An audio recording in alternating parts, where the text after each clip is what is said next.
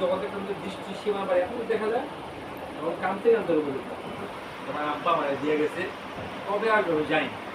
দিতে আমার কবে আসবে ওই 7 বছর বয়সে আমার এমন 20 দিনে 20 দিন বয়সে আসে তো কষ্ট সহ্য করি নাই খারাপ লাগতো তাও এখানে পড়ছি পড়তে পড়তে একটা পর্যায়ে দিয়ে ওখান থেকে 2-3 বছর পর চেঞ্জ করে ঢাকায় এসে পড়ে লেখাপড়া করছি বলা উদ্দেশ্য হলো যে প্রত্যেকটা বাপ মা তোমাদের যাদের আছে যাদের নাই বা যাদের একজন আছে নিজের পরিবার থেকে নিজে আদর প্রয়োজন আর তোমাদের জিনিস যাতে মৃত্যুর পরবর্তী তোমাতে দুনিয়ার যারা আমরা বড় বড় অবস্থানে আমাদের কাছে অনেক বড় বাদশাহী পাও এই কারণে তোমার বাপ মা তোমাদেরকে এখানে কষ্ট ত্যাগ করে দিয়ে গেছে এটা ভাই মনে হয় তোমার আব্বু আম্মুরা কষ্ট পায় তোমার আব্বু আম্মুরা যেখানে যাবো অনেক কষ্ট পায় আমি তো বাপ আমার ছেলে দিই না আমার অনেক কষ্ট লাগে ঠিক আছে গিয়া কষ্ট লাগে এই কষ্টটা বদলাতে এই কষ্টটা বদলে একসময় তোমরা তোমাদের এখন কেউ বয়স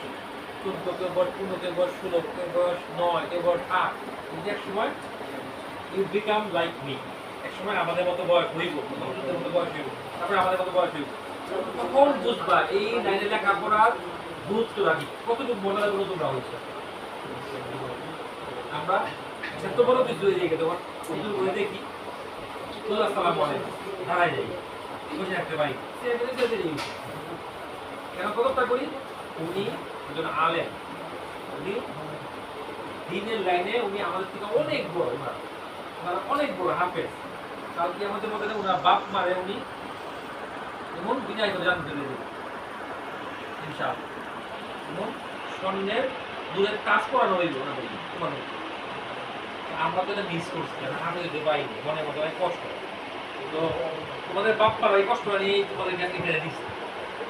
তুমি তোমরা ভাবো যে আমাদের ইংলিশ মিডিয়ামে কেন পড়ানো হইল না অনেক বড় ভুল করবা ইংলিশ মিডিয়ামে যারা লেখাপড়া করে চাকরি বাকি করে ওদের সংসারে কোনো আমি শান্তি দেখি না ঝগড়া জাতি আছে আর একজন আলেম কেউ বলতে পারবো না তার এমন ডিভোর্স হয়েছে বললো সারাসারি হয়েছে পিটাপিটি হয়েছে কেউ বলতে পারবো না আমি দেখিনি কাজে দিনের লাইনে যারা বড় হয় আল্লাহ সুবহানাহু দুনিয়াতে শান্তি দেয় আমরা যারা আছি বুঝতে পারি তোমরা যারা এখন আসছো আলেম হও নাই তোমরা এখন বুঝতে পারবে না ইনশাআল্লাহ অবশ্যই বুঝতে পারবে তোমাদের এক এক জনের পিছনে যখন মানুষ নামাজ পড়বো হ্যাঁ তোমাদের এখন ইমাম সাহেব বলে ডাক দিবে হুজুর সম্মান ডাক দিবে আমরা কেউ করবো হুজুর সম্মান করবো আজকে যখন ক্ষমতাতে চলে যাবো তখন আম করে দয়া দেওয়া লেগে মানুষ বুঝবে যে তারা তো সিয়ার দরজা পিঠা ধরে সম্মানটা আমাদের খরচ থেকে তোমাদেরটা স্থায়ী এখন থেকে শুরু হয়েছে একবার জান্নাত পূরণ চলমান থাকবে আর আমাদেরটা থাকতে রেখে যদি মৃত্যুর পরে হুজুর বললো আমি আল্লাহ রাস্তায় বেরিয়েছি চেষ্টা করি যে আল্লাহ সুবহানাহু ওয়া তাআলা কোনো ছোট্ট থেকে ছোট মেয়াদকে কবুল করে ওই দূরে জানা যেতে পারে কাজেই আজকে তোমার যে স্যাক্রিফাইসটা করতেছো যে কষ্ট করতেছো যে গরমের মধ্যে গরম সহ্য করতেছো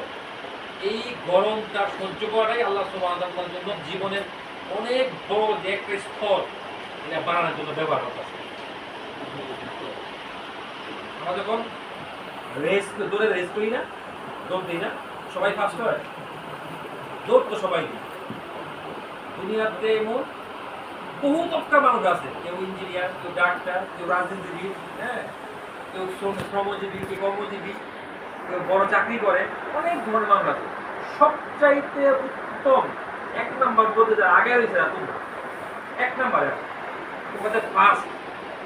তোমরা বুঝতে পারো ইলিশ মাছ কি বাংলা জাতীয় মাছ কি ইলিশ মাছ জানে ইলিশ মাছ জাতীয় মাছ ইলিশ মাছও জানে না যে আমি জাতীয় মাছ ইলিশ সাতপা ভুল জানে যে ওই সাতপা জাতীয় ভুল জানে না কত তো আমরা করতেছি যে জাতীয় মাছ ইলিশ জাতীয় ফুল সাতপা জাতীয় কাঁঠা ফল কাঁঠাল বলা উদ্দেশ্য হলো তোমরা যে এই দুনিয়াতে যত তবকার এই 900 কোটি মানুষ মানে যত তবকার মানুষ আছে সবচাইতে উচ্চ তবকার মানুষ তুমি আর বাকি যা দেখো না এগুলি সময়ের আবর্তনে সব ক্ষয় হইব সব ধ্বংস হইব chairman member MP engineer doctor এরা সময় আবর্তনে সব শেষ হইব এদের কর্মগুলি কেউ ভোগ মানে এরা সুফল ভোগ করবো ক্ষণস্থায়ী জীবনের জন্য। আর চিরস্থায়ী জীবনের জন্য তোমাদের কাছে যারা তোমাদের সংস্পর্শে যারা আসবো তারা চিরস্থায়ী এবং ফলভোগ করবে। এবং তোমরা আমাদের আলেমদের হাফেজদের সাথে এসে সংস্পর্শে আসো, আইসা থাকতেছো, গরমের মধ্যে কষ্ট করতেছো, এই ফ্যান ঘুরে না তখন রোদ উঠে খুব গরম লাগে। ঢাকায় আমরা যখন রাস্তা হাঁটি কিন্তু কাজ দিয়ে রাস্তা যাইতে পারি না, তোমরা গরম হচ্ছে করে এখানে তোমরা আল্লাহর দেওয়া কালাম নিয়ে মুখস্থ করো, তোমরা নিজেরাও জানো না আল্লাহ তোমার তোমরা কত বড় কাজ করে যাচ্ছে। তোমরা প্রত্যেকটা ছেলে আল্লাহর পক্ষ থেকে তোমরা তকদির বড় তকদির নিয়ে দুনিয়াতে আইছো। যা 8-10টা বছর পরে বুঝতে পারো কত গুরুত্বপূর্ণ কত তোমরা। আমি যখন ক্লাস 7-8 ছিলাম তখন ভাবতাম যে কবে আমার লেখাপড়া শেষ হবে, কবে আমার স্বাধীন জিন্দিগি হয়েছে। আমার স্বাধীন জিন্দিগি হয়েছে, হয় নাই। মানুষ যত বড় তত কর্মের মধ্যে ব্যস্ত হয়, ব্যস্ত হইতে হইতে হইতে এখন মৃত্যুবরণ করে হয়। এটাই নিয়ম। দুনিয়াতে আসছি, ঘুমাইলেও সময় যাইব, ফুটবল খেললেও সময় যাইব, কোরআন তেলাওয়াত করলেও সময় যাইব, হাফেজি বলতে লেগে থাকলে সময় যাইব, সময় যাইবই। এক সময় আমার বাবা আমার বুঝাইতো, উনি তো নাই, উনি তো কখন থেকে চলে গেছে। আমারও যাওয়ার সময় আমার সন্তান নেই বুঝে, ও এক সময় আমার হয়তো বাইকে বোঝা তোমাদের মতো তালের এলেমদের বুঝাইবো আলেম হইয়া যে এটা বাস্তব না। আমার বাবা বলে গেছিল, যেমন আজকে আমি বলতেছি, আমার বাবা বলে গেছিল, বাবা যেভাবেই হোক আলেম হোক, এক সময় তুই বংশে আমার আপন 2 বোন ডাক্তার, আপন 2 বোন ডাক্তার,